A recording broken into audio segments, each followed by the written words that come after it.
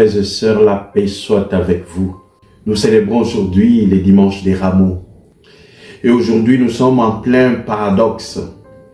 Nous voyons d'un côté que nous sommes remplis de joie. Oui, quand Jésus entre à Jérusalem, les grandes foules se réjouissent avec les rameaux en main.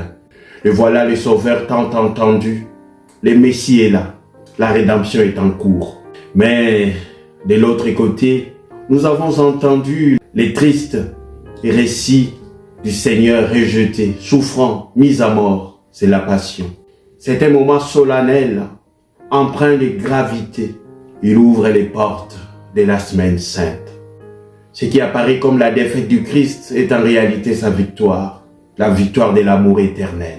Dans la première lecture du livre d'Isaïe, le prophète nous fait entrevoir la figure de ces justes souffrants sous les traits des serviteurs de Yahvé. Il est bafoué, outragé, persécuté à travers les humiliations. J'ai présenté mon dos à ceux qui me frappaient et mes joues à ceux qui m'arrachaient la barbe. Je n'ai pas caché ma face devant les outrages et les crachats. Ce prophète souffrant ne récrimine pas, mais garde toujours toute sa confiance inébranlable en Dieu. Et moi, je ne me suis pas révolté, je ne me suis pas dérobé. Le Seigneur mon Dieu vient à mon secours. C'est pourquoi je ne suis pas atteint par les outrages. C'est pourquoi j'ai rendu ma face dure comme pierre. Je sais que je ne serai pas confondu.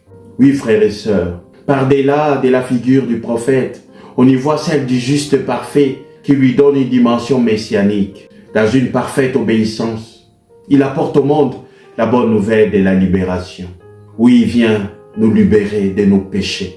Et Saint Paul, dans la deuxième lecture, frères et sœurs, dans son épître aux Philippiens, nous montre les mystères même de l'abaissement volontaire du Christ. C'est un grand discours, je dirais christologique même.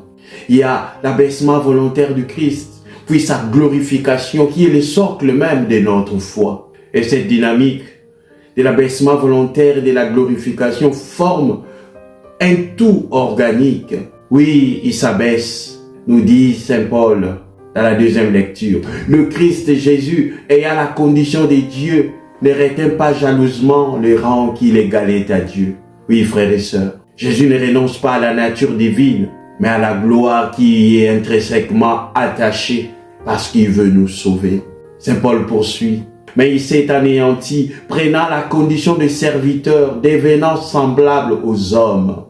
C'est-à-dire, il partage les faiblesses de l'humanité, à l'exception du péché, pour attirer l'humanité vers la divinité.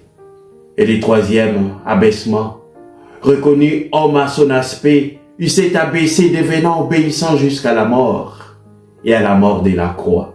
C'est-à-dire, il s'humilie davantage encore, en acceptant dans l'obéissance la mort ignominieuse de la croix.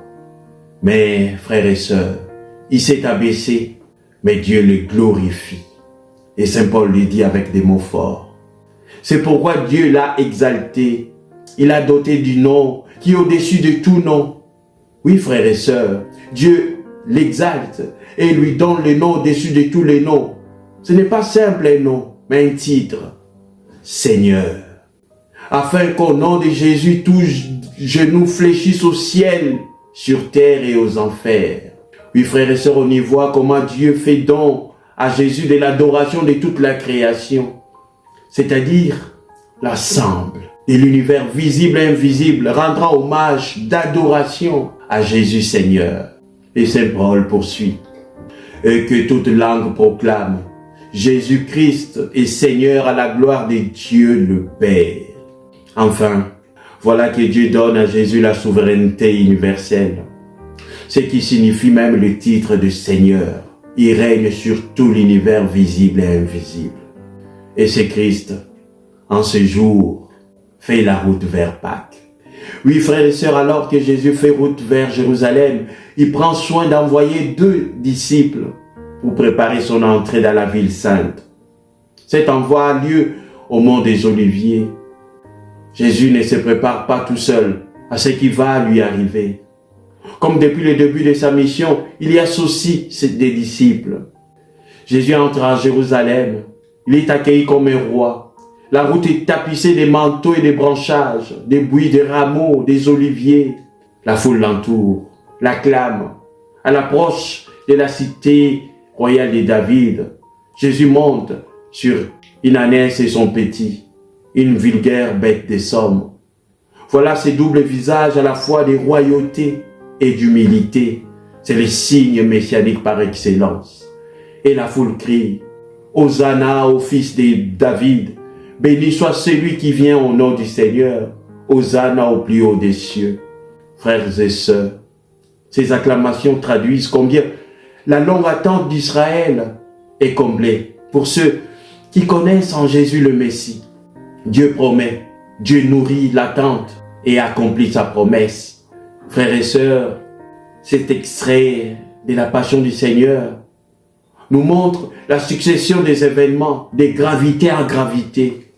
La trahison de Judas, le repas d'adieu, annonce de la trahison, l'institution de l'Eucharistie, l'agonie à Gethsémani, la lourdeur des disciples, l'arrestation de Jésus, l'abandon de Jésus par ses disciples, car ils vont tous presque fuir, le procès de Jésus devant Caïphe, la trahison et le repentir de Pierre, le désespoir et la mort de Judas, les procès devant Pilate, l'amnistie pascale. Pilate veut sauver Jésus, mais la foule dira non, crucifie-le, libère-nous Barabbas. La flagellation, Jésus insulté, bafoué. Cela nous rappelle la première lecture du livre d'Isaïe, les serviteurs souffrants.